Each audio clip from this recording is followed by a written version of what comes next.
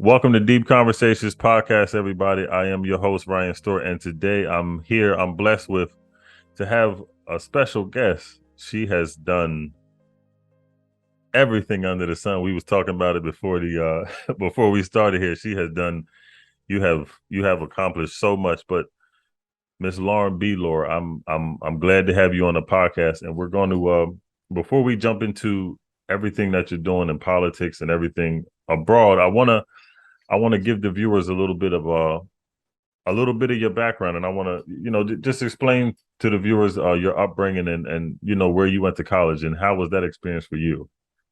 Yeah, so I am born and raised from Michigan. I grew up in the Metro Detroit area. So originally from Southfield, like literally right next to Detroit, like 8 mile corridor. Yeah. And so I went to school in Michigan. I went to Michigan State University, go green. Yeah. So I am a Spartan. And so my background, as far as like how I got to where I am today, I was in this residential program called James Madison College. It's kind of like an Ivy in the midst of a Big Ten school kind of environment.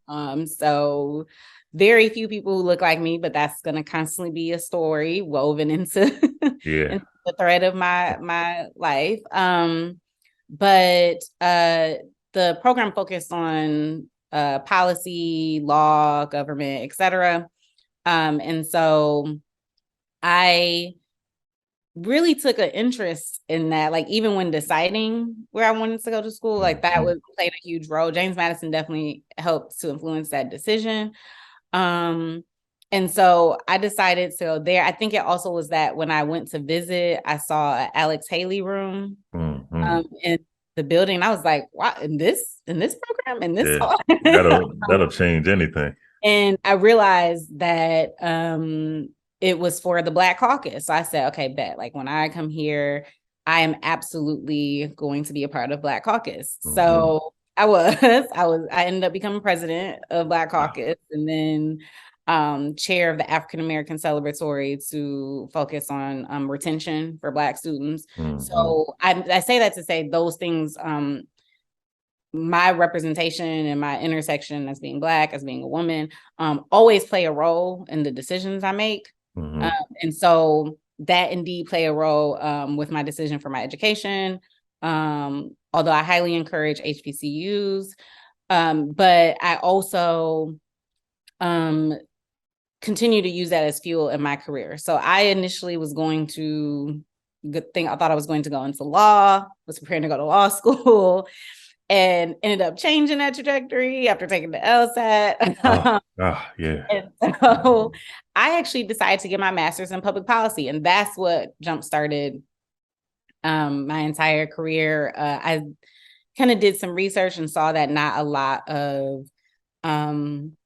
there were not a lot of Black grads that had their master's in public policy. So again, constantly thinking about that, I'm like, I'm going to change this narrative. I'm going to get my master's in public policy. And at the time, I started my program because I had just graduated, and then I started my program around 2012, and Obama was just going into being elected. And so while I was doing that, I was also looking at, okay, what other initiatives could I work on? Like, could I get an internship or fellowship around that?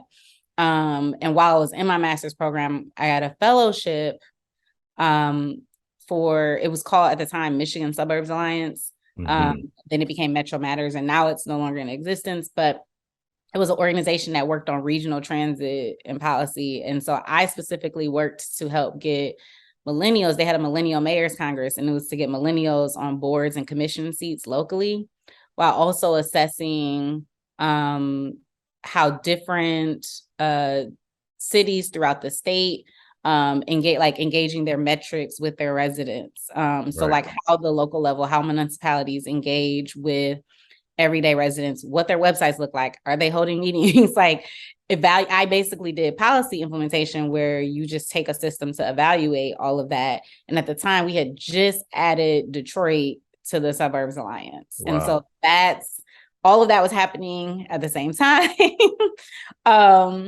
simultaneously. And so did that. ended up coming full circle because I ended up becoming a city commissioner. I was appointed and did that for 2 full terms in Michigan. And now living in DC, I'm a city commissioner for the city of Alexandria, living in the DMV. And so continuing that round, but all of that is to say, my career has really been about bridging gaps and trying to figure out how to move the needle through change agency. So looking at things from a different lens. I try not to look at politics and policy as someone who works in it, but as someone who wants to receive the information or be educated on it. So looking at things through more of an innovative lens and not going with the status quo. So I'm willing to say the thing that's not being said, address the elephant in the room, be a little more rebellious about industry, and bring up topics of conversation through having such platforms. So that way it really does actually implement change. So that's a little bit about my background. That's not like looking at my LinkedIn or Googling. Right. No. Yeah. Now I understand that you work for a company called Prosperity now.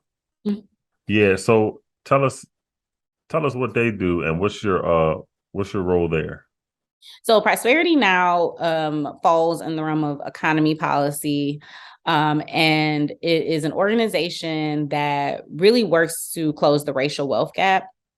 And that's through different entities. My department is, of course, our policy team, which is more of a government affairs angle. And I'm the associate director of state and local policy. So I work with all 50 states nationally, as well as municipalities in each state. And basically working around different issues relative to housing, financial security, which includes baby bonds, children's savings accounts, looking at taxation, expanding earned income tax credit and child tax credit, encouraging people to claim their tax credit. And also consumer protection. So whether that's predatory lending, and also looking at debt reduction. So student loan debt, medical debt, court fines and fees, which so excited for us to dive more into that work in 2023. So we can look at how criminal justice and economic justice have a blended lens. And then also looking at how doing this from a legislative engagement lens, especially for the state and local level, but how different policy implementation can help to close the racial wealth gap by looking at introducing bills and legislation around, for instance, inclusionary zoning, or bills and legislation around looking at housing vouchers, et cetera. So, I mean, there's a plethora of bills that could be discussed, but, I also, for the state and local level, in addition to working with legislatures and municipalities, including mayors, city council, that also includes governors, state treasurers. So it's a realm of a plethora of who I might speak to on a regular basis, in a meeting or anything of that nature. It might be a governor's office, treasurer's office, et cetera. But the whole point is to really, really pinpoint how we can close the racial wealth gap, because in better BIPOC communities or Black, Brown, Indigenous, people of color communities, in order to actually see the change. Because if we don't close the racial wealth gap, then we have a plethora of issues that we're going to need to address for decades to come. Yeah, this question I want to ask you before I'm gonna ask it, but then I want to say something. But what inspired you to get into this work? Because I kind of, we were talking and I was saying I wanted to give a platform for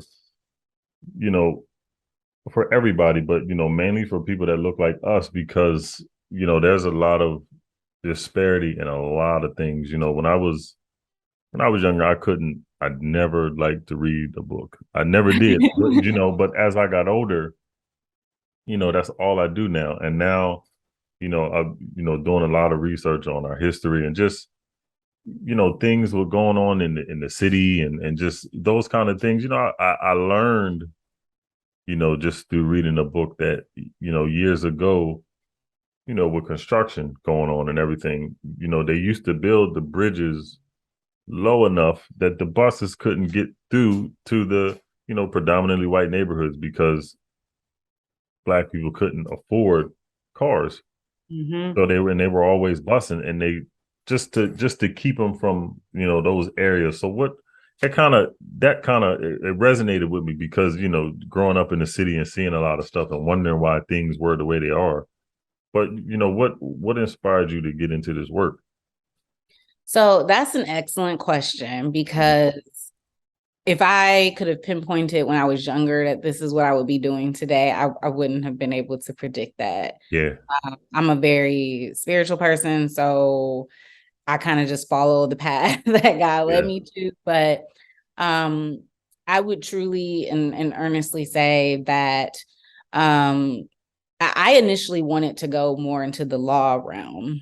I was looking at doing at one point corporate law, and then at one point intellectual property law. Just I was like, ooh, copyright infringement. I could work with I love music. So I was like, I could work with different agencies, and I could be like, oh, I could maybe work with Sony. They could be a partner. I just was like trying to have a more innovative spin on my career. But how I ended up, I would say a good follow-up to that would be like, what has kept me in this work? A good follow-up, because if people just look at the general scope of the world, they'd be like, I don't see how you do this every day. It's not very inspirational sometimes. But I don't know. I don't see the world from that lens. I've always seen the world from the lens of what we could bring to it. And I know that our history, especially for Black and brown communities, but especially just me speaking as a person of the Black community, our history is not pretty, but it's not ugly. Like it has such a rich tone to it, and there's such a beauty to that. And I'm huge on watching documentaries. Me too. I'm so inspired by, like, I mean, it ranges from like 30 for 30s to I find a way to like connect stories to the things that are currently taking place. So I feel like there's always a reason for everything. It always stems from something. And between that and being like, I always loved social studies classes. Like that was probably my favorite because it was so interesting to me, which is why I think the education really starts there, but that's a whole other conversation. But it starts when people are watching Schoolhouse Rock. I know that's way throwback, but that was my joint though. I mean, that I'm just a Bills catch. But it explained things and it helped people to learn things. And I just am a huge proponent of figuring out like where the narrative stemmed from and connecting the dots. And so I think that is what keeps me inspired, just knowing also too, this industry is a very powerful industry. It really is all about power. And I was just watching another documentary last night, and I was like, is this still about power? Can't believe it. But it's very much about power. That's really what it comes down to. And so for me, it's where will we put the power in an individual's hands? Are we going to put it in the hands of a few, or are we going to put it in the hands of many? And that's kind of how I see it. If there are power building opportunities to have people rise up and leverage their voices, then if I can play a role in that, I feel like I've done my job. And the last thing I'll say relative to that is that I'm a firm believer that, service is the rent that we pay for our time on earth. So I feel like what I do every day is literally a service. Like every time I think strategically about how a policy could be looked at differently, or and I'm engaging with a legislator and providing support, or engaging with a partner and providing resources, it's like this is an opportunity to provide that service, and maybe one more person will be educated on an issue, or have a different framework, or leave with a different mentality, and that will keep them engaged. And I feel like I did my job, because the only reason that some people aren't engaged is that they just were never a part of the process. So if we can change that, then I feel like that's something that will forever keep me going. That's that was that I like that. That was deep. It's deep conversation. Yeah, hey, there you go. Now, do you feel your future impact and like, your branding, of who you are on this generation? Do you think it's more focused on, you know, the business side or politics? I want to be like, isn't that the same thing? No, I'm joking. Yeah, I know, right?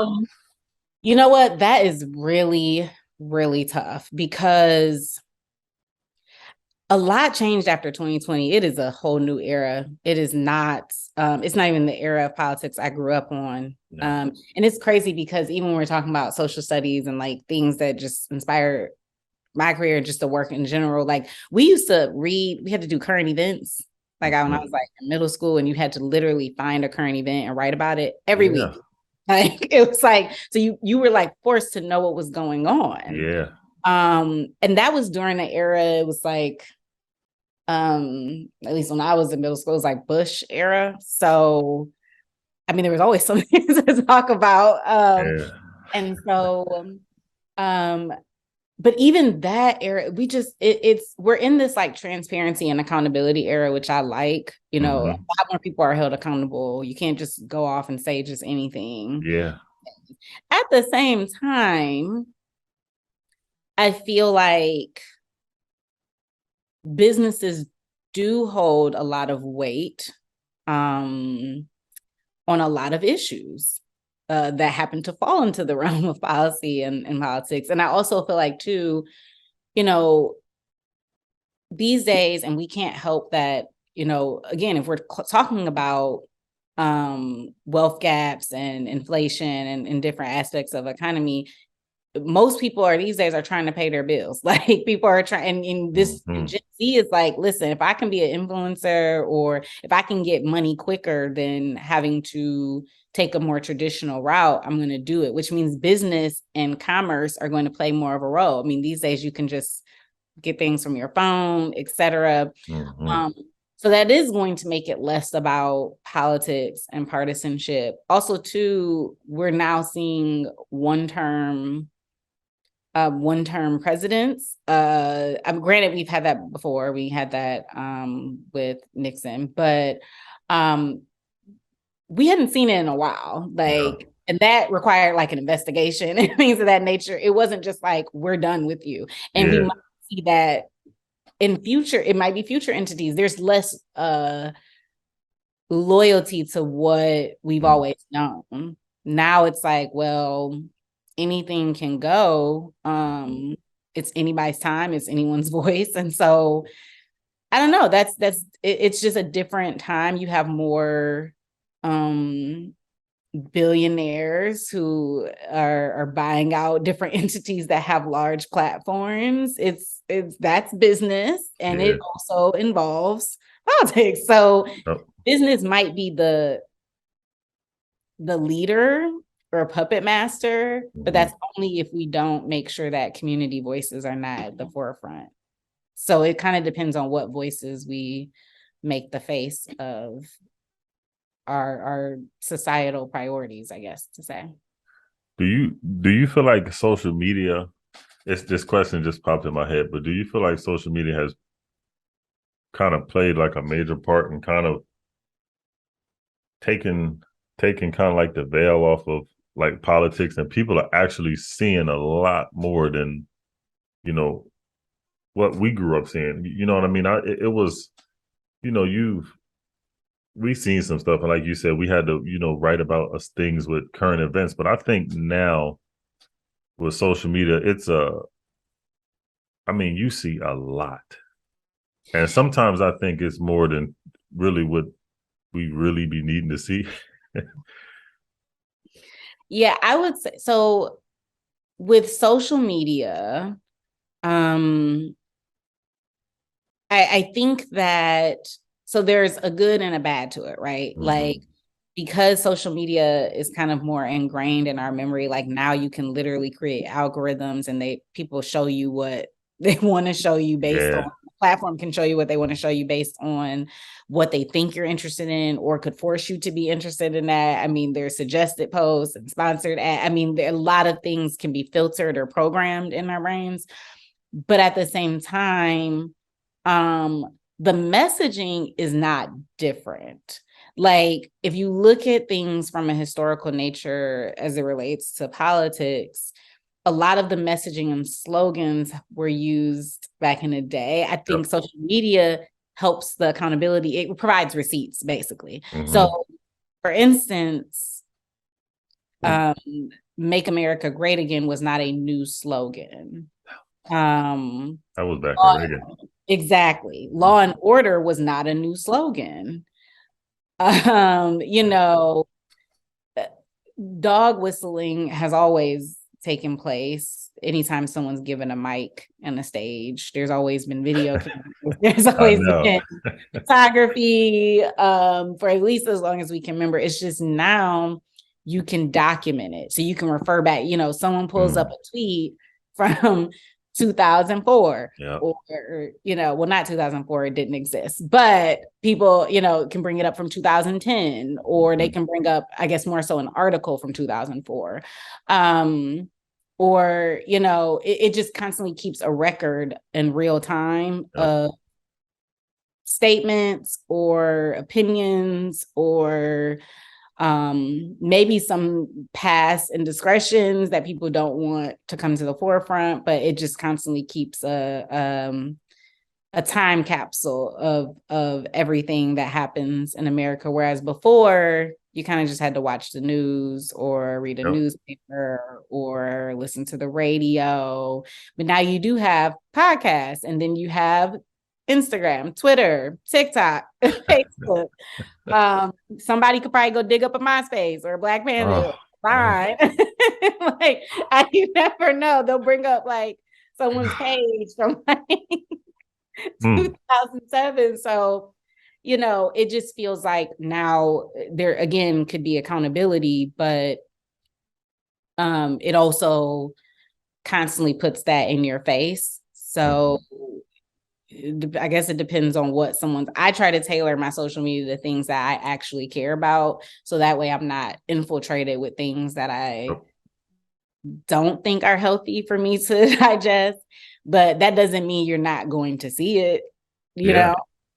So you can only filter out so much. So I think all of those things probably play a role. And, you know, until we get to a point where we try to, that will require holding media accountable to what they're putting out there for people to consume too. Yeah. What does policy and advocacy mean to you? Because I remember earlier you were saying about the meaning of words, you know, and the things that you do, like buzzwords. Yeah, I really wish that as a society we would get away from these buzzwords. It's become so popular. I think it became really popular around like 2014, 15. Like that's when it was just like an onslaught of like buzzword. I think the minute woke became a word, then it was just like every buzzword underneath it. And the reason why I think we should get away from the buzzwords and why the report, the inclusionary zoning report that we released, Irrespective Now, has such a historical context is because we do use buzzwords to say things. Even whether it's like change agency or progress or inclusion or equity, but we don't really define these things. So even when someone's talking about a policy issue, right, they could say affordable housing. Okay, well then let's break that down, because what does affordable housing mean to you? Right? But see, no one questions that. They go, oh my gosh, that's great. Clap it up. They talked about affordable housing. So I'm a support it. I'm a vote for it. But you technically did not ask someone what that meant. So, and I don't mean to cut you off, but just what you just said with that. I always say when they say affordable housing, I'm like, well, who are they talking about that it's affordable to? You know what I mean? Because you can be talking to people that look like us, and you say, it's affordable housing, but then you got construction going on all over the country, and they're swapping, they're gentrifying. So, it's like, who was affordable housing? Who was that for? Exactly. Well, exactly. I think not only that, but let's even take it back a step further. What does affordable mean today? Right? So one, we have a rise in capitalism that was naturally going to happen based on the setup our country is. I don't understand how this is going to happen. And then, but also too, we have even the term cost of living. Like that's not even, no one ever questioned whether we should even be calling it cost of living. Like, why do you have to pay to live? Again, these are just things we just accept. And yes, we get it. Some things are the norm and this is just the way that things go. However, if we don't question things, you allow the buzzwords to take over as the solution. That's all I'm saying. The buzzwords can't be the solution. Like the buzzwords can lead to a solution, but it cannot be the solution. And I feel like currently we're in these positions where the buzzwords are the solution, because we'll talk about it, we'll put a proposal together. Okay, this is how we're going to move forward. And a lot of times there is actual change agency that happens and people actually implement these things. And we have to give credit where credit is due.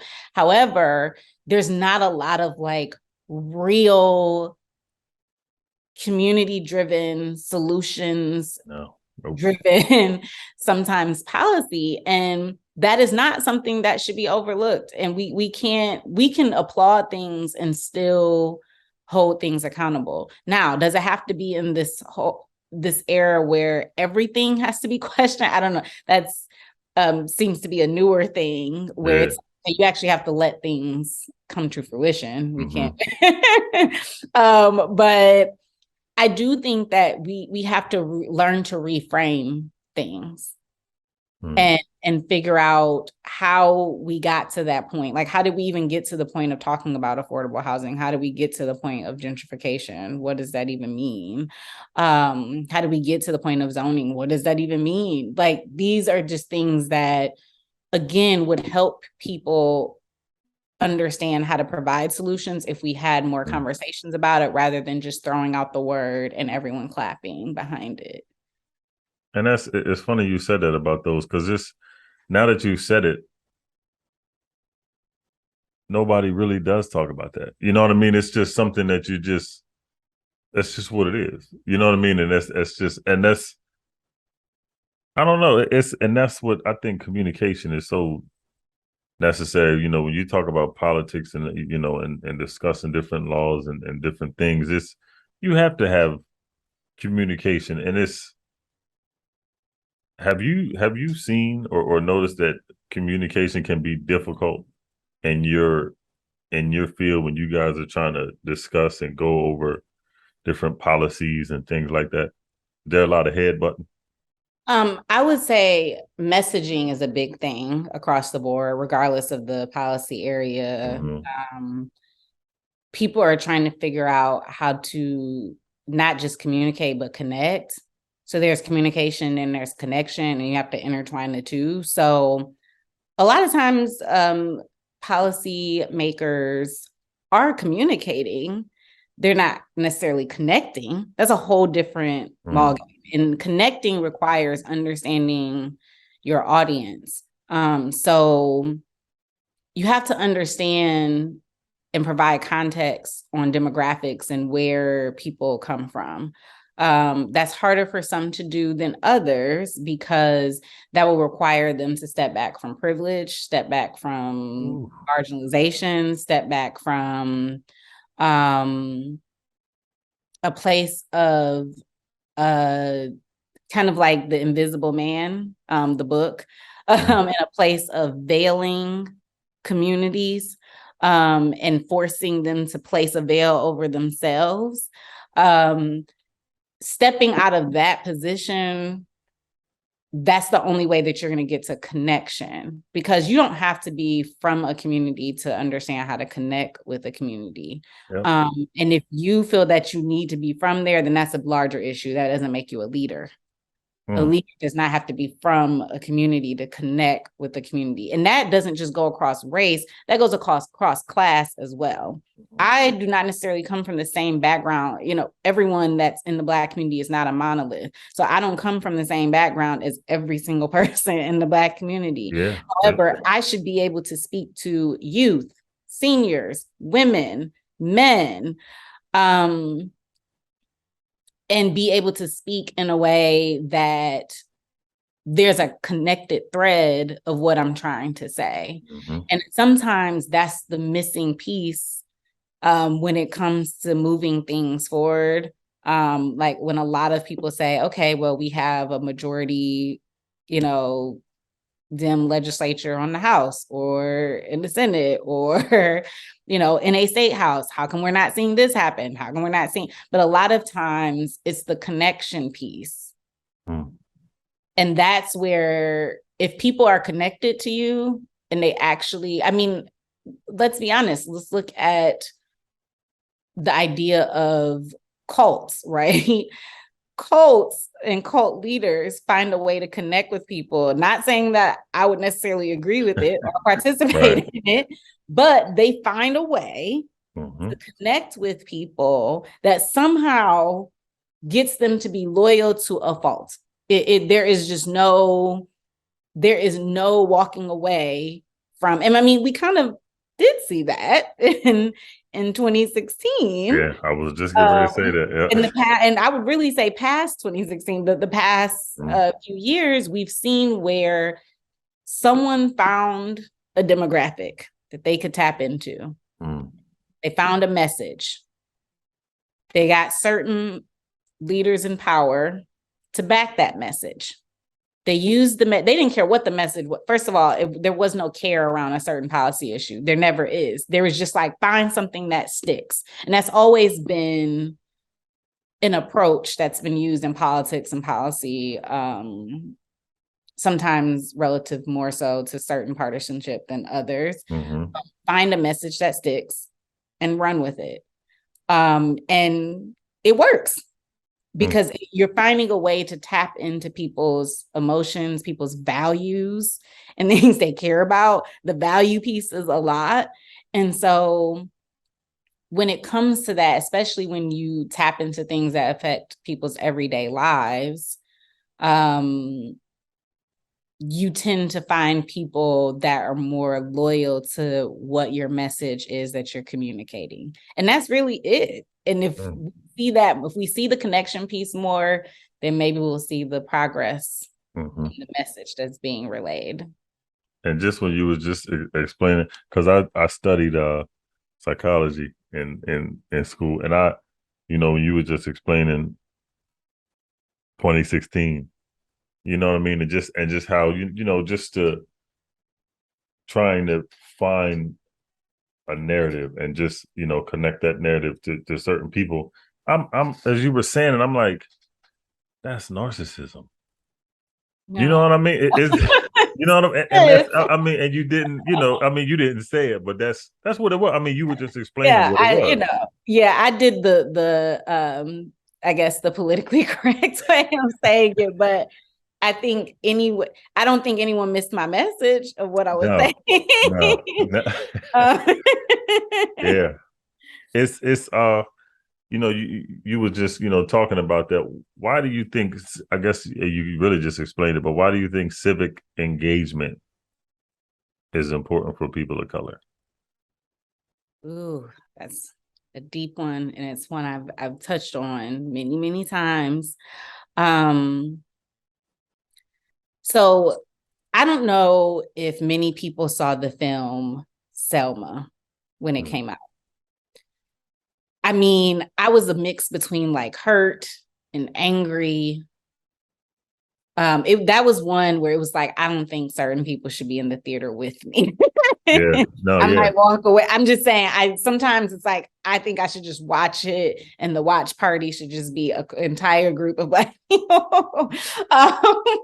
It just is easier to digest. But I will say this, that first opening scene where Oprah's character is in the line trying to vote. Yeah.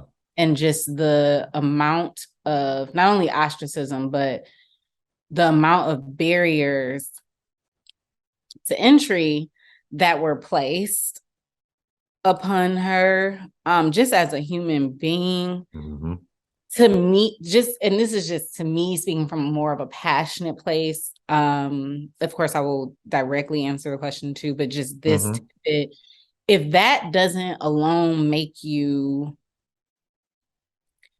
infuriated to the point of wanting to never miss an opportunity to cast that ballot, or to just to attend a community meeting. It's not just about voting. Mm-hmm. And I formerly worked in the democracy policy space, but I will easily say I do not think it's just about voting. I don't even think that's just a narrative that we can just push. That's a huge component of it. Mm-hmm.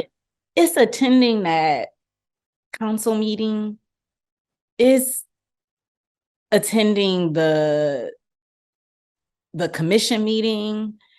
It is also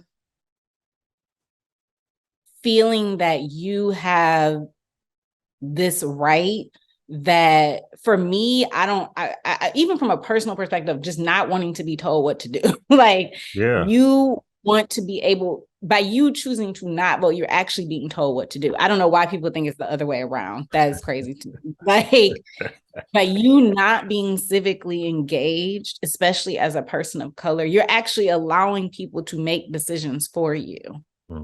That alone should make people want to understand the scope of their power. And for people of color, especially, whether that be the Black community, the AAPI community, the Latina community, like, it is so important to understand how the richness of your culture is so beautiful that people want to attack it every day. And how that is something that just, again, as a person, I can't sit there. I get infuriated talking about it. Like, I can't sit there and allow someone to have power over me. And so civic engagement is so important, from the local level to the state level to the federal level, because it's like, if you actually knew who was making the decisions for you, you would be like, was there an interview for you to make this decision for me? It was at the ballot box. That was the interview. Like, that was them presenting their resume. And it's so interesting, again, how you brought up business and politics, because they go hand in hand every day. And so civic engagement is just so important, because at the end of the day, the local and the state level, especially, that's your home. That's like that's where your community is. That's what you represent. It's kind of like the story of OJ, when Jay-Z kind of mentions, like, people will claim streets that they don't even know the origin behind. It's like, maybe find that out. Maybe you know what? Maybe you should get that street sign changed. Because that person was a slave owner. Maybe that person was anti-Semitic. You need to look into that and hold that power. Those little things, wanting to get a street light fixed. Do you know how much money goes into that? Like every little thing that just betters how you feel waking up and walking out the door every day. Like everyone should be. Oh, I'm sorry. Oh no, but I don't think people understand, like you said, with the somebody having power over you, and you're just walking around thinking it is what it is. Every every everything it stems from something. So all this kind of stuff, this is where mental health kind of starts. And like all of this stuff, you're just, because you're being told what to do, how to do it, where to go to work, where to do this and do that. All this stuff is just, it's all just piled up in this big pot of gumbo that you call, that's America. You know what I mean? And it's, as you're walking around and like you said, to vote and do all of this stuff, because these things can change the way things happen. I mean, who really wants to walk around miserable all the time? Just because you feel like you can't get ahead, because then, a lot of people don't understand the politics and the rules and the laws in their state. So you're just dealing with a lot of stuff. You know what I mean? It's just what it is. And that's because, to some extent, the way that things are systemically or structurally set up, we're programmed to walk around like robots when we should be programmed to walk around like revolutionaries. That is the issue. Every individual person has innate power and a voice within them. The problem is it's stifled. So people try to find different ways to stifle it. Well, how do you do that? Well, you do that through different structural things that might turn into like how you set things up racially, how you set things up by class, then how you set things up by communities, then how you set things up by education, then how you set things up by transportation. I mean, the list can go on, but it's like, that's how you create mini robots rather than mini revolutionaries. God. Yeah, that you see, yeah, I guess and as you're talking about it, it's just, and it does frustrate you because, for me in school, being going to public school and stuff like that, these things were not taught to me in school. You know what I mean? I had to learn through trial and error as I got older. So now that I'm, pushing 40, I'm like, some of this stuff I'm just learning, but I had to learn it on my own, just through reading books and again, trial and error, and then learning things through law, through, mistakes that you make, and, you getting tickets and going through the court system and learning these kind of things. And it's like, these things you're never taught in school. It's almost, you start behind the 8 ball, and then you're playing catch up the entire, you're playing catch up until you learn and want to learn more. And then, a lot of times I look at people in our community and they don't learn until they're locked up. You know what I mean? And this kind of stuff. And now you got to start, learning and figuring out things. And so I want to ask you, I always ask a lot of my guests this, and this question kind of has taken on a life of its own, because it's a deep question and I get a lot of different answers, and I like it for myself. But, since you started in your career, and even as a young girl, even when you were a young girl and figuring out what you wanted to do, from that point up to today, you sitting here, what have you learned about yourself mentally and spiritually? That's a good question. So I will say this is one thing I choose to live by. It's my own quote. I quote myself.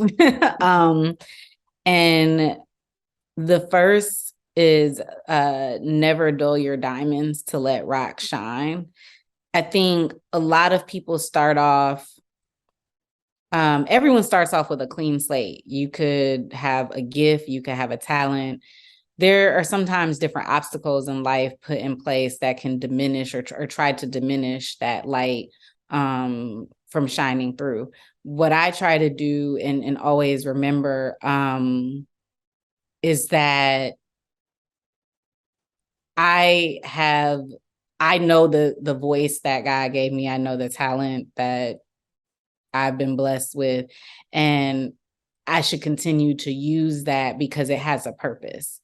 Now, I will say, has it been an easy journey or trajectory in this industry? No. I'm not going to sugarcoat that and say that for myself. People see like the credentials now and they're like, oh, I'm really impressed. I'm like, if only you knew, there's been some trying nights. I've cried, it's like, and that's because you're going to be tested, I think. And again, I think we were talking about like how politics, sports, entertainment, the kind of three industries that are really male driven, really white driven, and really hold a lot of power in this country.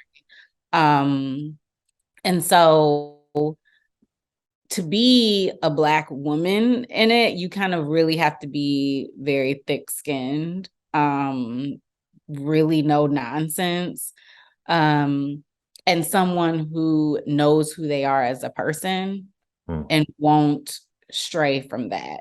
And so I feel like I've always been rooted in a really good foundation, even from my own upbringing. Like, I don't really ask like even little things that we're socialized to do. Like some people, when they go to restaurants, they say, can I have? Well, I'm not going to say that because I'm paying you. So it's I'll have. It's those little differences of how people approach conversations. And that doesn't make someone rude. That means that you know your worth. So, but those are things that we're conditioned to do. And it could be from a class standpoint, a racial standpoint. But or even things like I never really saw myself as inferior to another race. And I know that seems strange to say because we are conditioned to feel that way. But there is not, even when it's come to jobs and applying for jobs or a program or education, if it's coming down between me and a white male counterpart or a white female counterpart, I mean, good luck. Because I mean, I'm going to see myself as, but that's just how I was. So I'm going to see myself as the bigger talent. And that's just based on my own merit. But there's a lot of conditioning where people don't necessarily see that. But I would say that type of mentality and the hunger and tenacity for wanting to push my voice out there probably played a role in looking at that journey, as you said, for how I'm sitting here today, I guess. Yeah, now, I want to say probably since Obama got in office, in, was it 2008? I think since then a lot more of us were kind of got a little bit more focused in the politics. But what do you think, we can do to, to make it, I guess, more fun for, I guess, the upcoming generation to be more engaged in these things? Because they're going to be, they're the leaders of the, what the Busta Rhymes said, leaders of the new school. The new school. Yeah. So it's, that's a classic group, by the way. You ain't lying. But I think, they're the ones going to be leading the country. So it's like, they have to be engaged in these things just to know, just to be in the know, So what are some things that can be done to make it more interesting for them? So I think and I think there's a couple of legislators who do a really good job of this. Because President Obama, I mean, what a special case. I have such an interesting story about President Obama that I must share. So Yeah, I was in please. high school when I even first came to even come in contact with him. I was attending an NAACP dinner in Michigan. It was annual every year. And it was a Detroit NAACP dinner, and he was a speaker. So I was probably a sophomore or junior in high school. Sophomore in high school. Yeah. And I was attending the dinner. And so I hear him speak and I'm like, wow. I mean, I was completely blown away. Like, I was so enamored. So I go back to school the next day and I tell my teacher, who's a Black woman, and I tell her, and by the way, I went to a very good high school and very competitive high school at that. So just to set the framework, it was a very competitive high school. But I go back and tell my teacher, this guy, Senator Obama, like he was talking about possibly running for president. And it was kind of like I was given like a girl bye. This is not going to happen. And I was like, I'm telling you, this is happening. Like, I really do believe that he could be president. And I mean, I will never forget this. Fast forward, that's actually the first president I ever voted for, because that was my first election over the 18. And it just, such an inspirational person. I mean, to get someone who's 15, 16 years of age to really believe in what you're saying, especially for a presidential election, you have to be someone that's inspiring. And I think his approach was so unique, so innovative. Like, he really created the movement of organizers that you kind of see today, many who've become elected officials.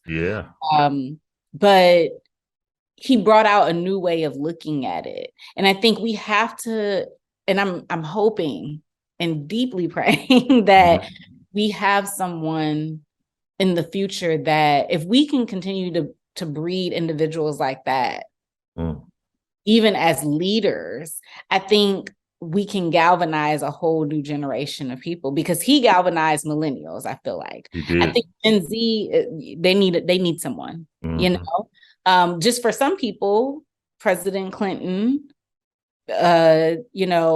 galvanized Gen X.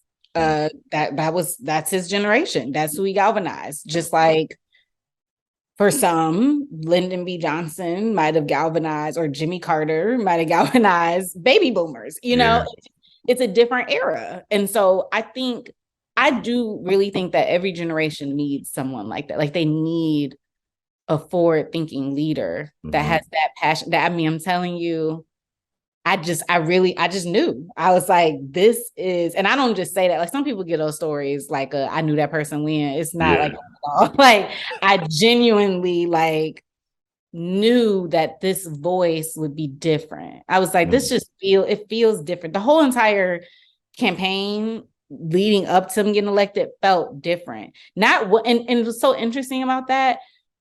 Even for the celebrities back then that got involved, you didn't have to ask them to endorse. No. Like, that was not like a thing that you had to do. Of course we use it a part of the process now, but that's because he got celebrities involved. Like, and yes, in the past, there have been celebrities that have endorsed presidents. That's not something new, but they built whole campaigns around him. Like, nobody had to do vote or die. That was not that's not something you have to do per se. Like, that was something, even that slogan was like, your options are voting or dying. That was a powerful slogan for back then. And I know that times have changed, and even some of the people who have led on these things have changed.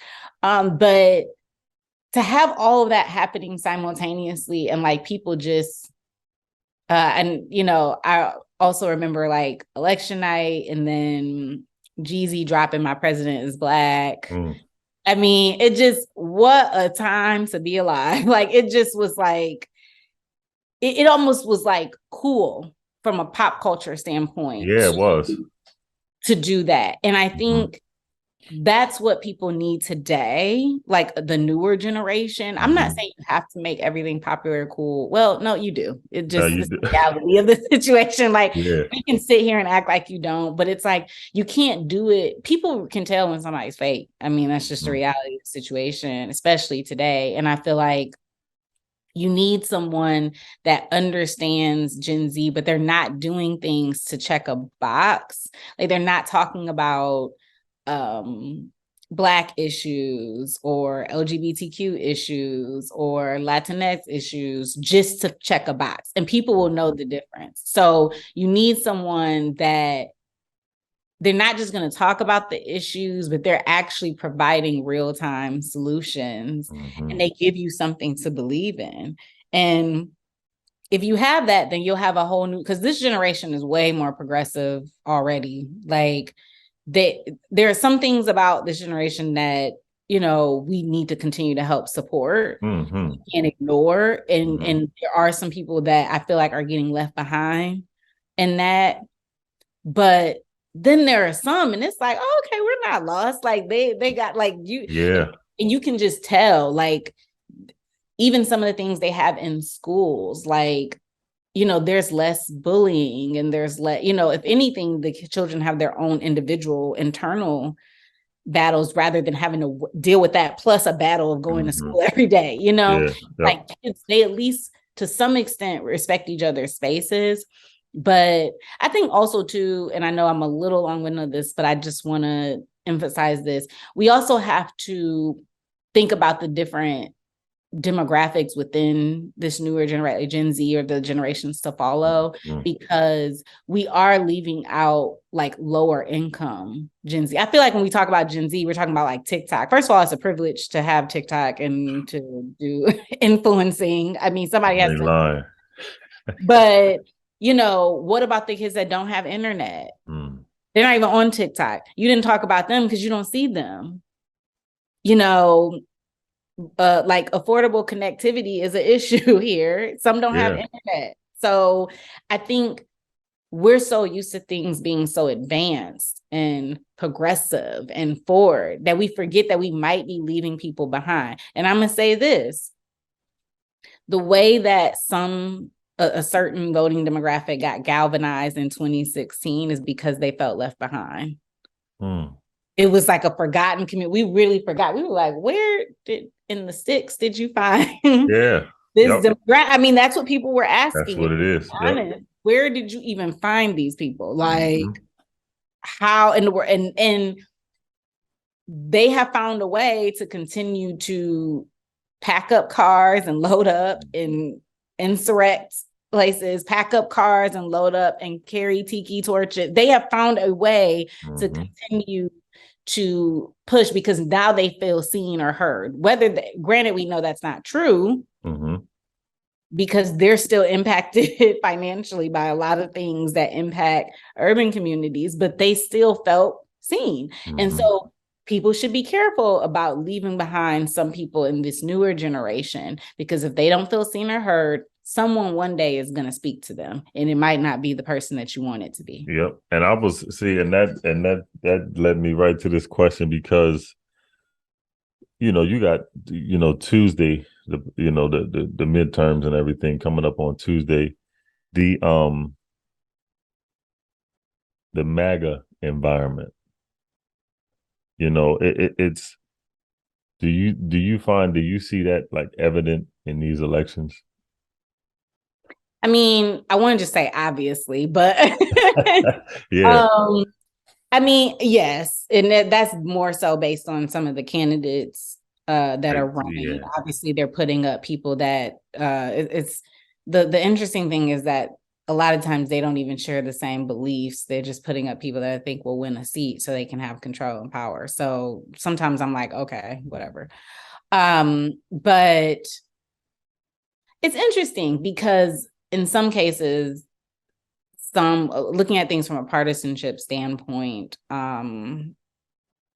some people that are a part of the GOP will have to tote lightly on how much of a 45 loving approach they're going to take. And then you have some that embrace it because that might win. It's kind of more so about winning a seat than it is about actual issues, which is why on the flip side of that, for Democrats, they're going to have to continue to, or not continue to, but more so buckle down even further on the actual policy issues themselves. Because again, this comes back to the communication connection thing. Like, you're going to actually need to connect. I also feel like people have voter fatigue coming out of 2020. It definitely feels that way. I mean, midterms were not even heightened as much as it was in 2018.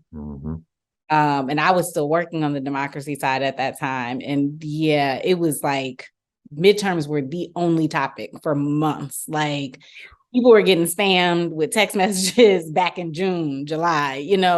I will say now it feels like people want to lay low so they can figure out what they're going to do for 2024 because there's no plan on either side. So they kind of have to see how midterms go and then try to develop the plan. So that's why there weren't as many celebrity endorsements for midterm candidates. Stacey's election had way more press and media around it in 2018 than it did in this year in 2022. And it might be for the best to kind of choose to take a more lay low approach so that you don't rile up the GOP, which makes sense. But I guess we kind of have to see how the strategy plays out because it feels more like a lay low strategy. No, on sides, but yeah. no, I do. I do agree because me and my dad, we usually talk a lot about some of the stuff that's going on, and it's with the question with with the MAGA and stuff. Sometimes I feel like they're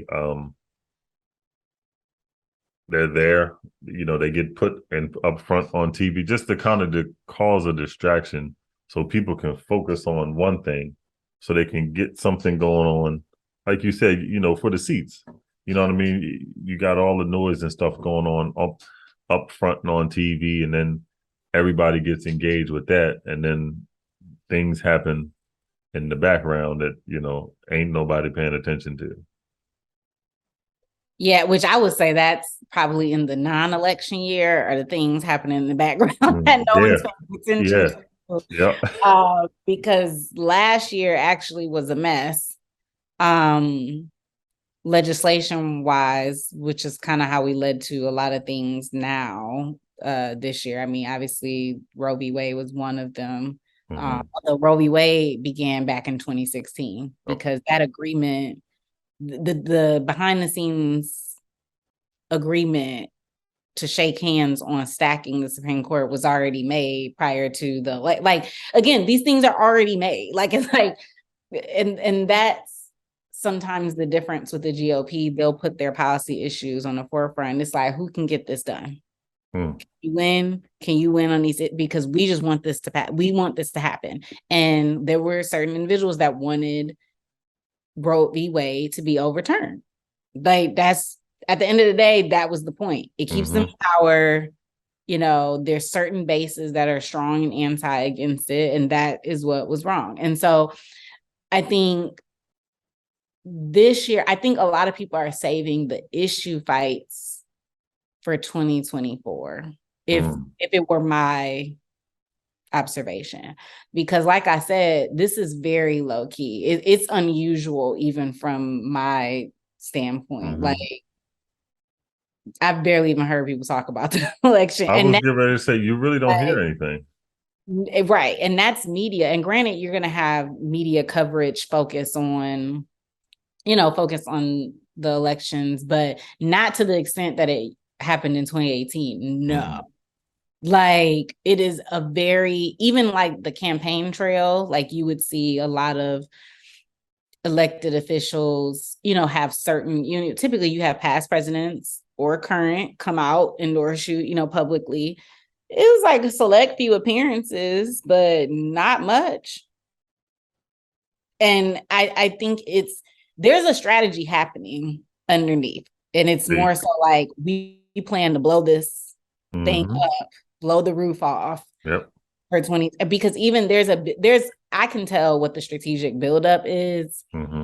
I just want to see how it plays out. That I don't know, but I think people are sitting on information because, mind you, we still have like you have the January 6th cases going on. You have the Trump subpoena going on. I mean, you have all these things going on at the same time. So it could possibly be let's sit on this information to let midterms play out, and how that works. You just kind of have to see if that plan will work, or that strategy will work. Yeah, just how you just said, I think 2024 is going to be. It's quiet. Yeah. It's quiet now, but it's. I'm anticipating a lot, a whole lot. And I have my hypothesis about the different scenario playouts, but it's going to be a lot. It's going to be a lot. Yeah, we're gonna have to. We're gonna have to buckle down. Where can people find you on social media if you do want to give any of that information out? Sure. And I can would you want my personal or just our Prosperity Now? Both. So I do highly encourage, and I actually want to make sure before providing that I give a little more tidbit just about our recent report. So we did release a report, our inclusionary zoning report, and we kind of talked about this, like the impact of the things that have happened historically and how we got here today. And so we released our report, Zoning In, which is an in-depth report by Prosperity Now that highlights the origin of the racial wealth gap in the U.S., as well as the current policy landscape of zoning reform and housing practices. So it looks at the disproportionate impact of redlining, predatory lending, gentrification, and how all of those things have had a serious implication at the state and municipal level for equitable policy development and implementation. And so looking at how these discriminatory housing policies have brought about significant disparities among racial wealth groups in wealth obtainment and in transfer of intergenerational wealth. So it's a long historical context. It's worth looking into. You can check it out by visiting our website, prosperitynow.org. And I'll be sure to make sure you have that link. Again, it's prosperitynow.org. I know I talked a lot about my personal career journey, so happy to share my personal website. It's just www.laurenbealore.com. Please feel free to, all of my links to everything about me are on there as far as social. But just want to make sure I definitely plug more about the report and just making sure that people know that there are solutions-driven approaches that can happen and that people can adopt and dive into. So hopefully people look at it and just take note of different things. But on my personal website, I have a resource tab that has different resources. It's called Lauren's Law of Politics. And it has different resources about civic engagement, which we discussed. Resources from different organizations that people can tap into. So highly encourage checking it out, especially before the election, just to make sure that you have all the intel before diving into election day, including when we all vote, rock the vote. There's so many resources out there. Now, Ms. Lauren, I appreciate you. I feel like I'm a whole lot more knowledgeable though, because some things you just really don't think about. You know what I mean? Yeah, and like it that's no one's fault. You know what I mean? Mm-hmm. Like Mm-hmm.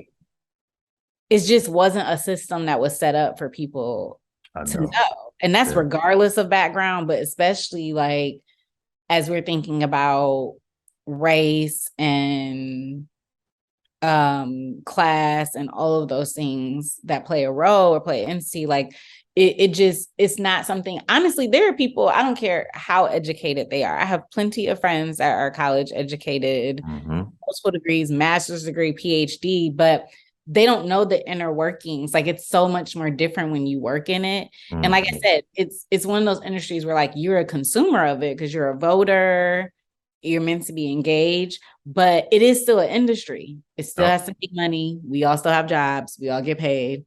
So Yeah.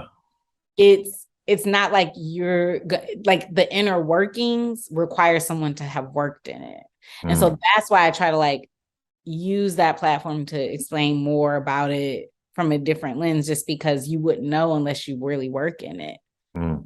Unless you have a business or a corporation, you're able to lobby.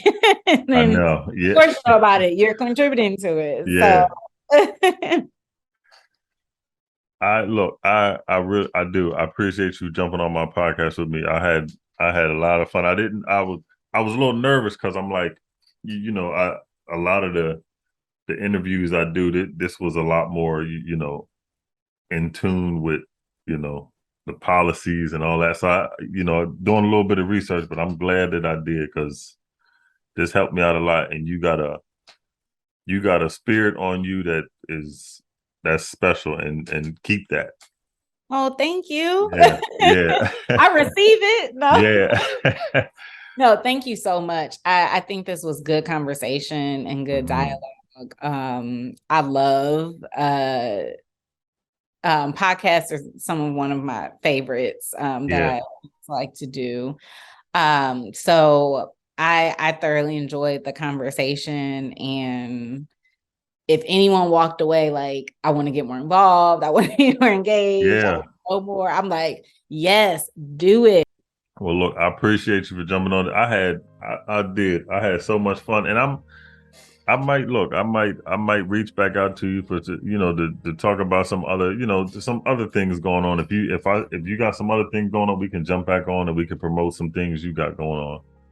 Awesome. Thank you.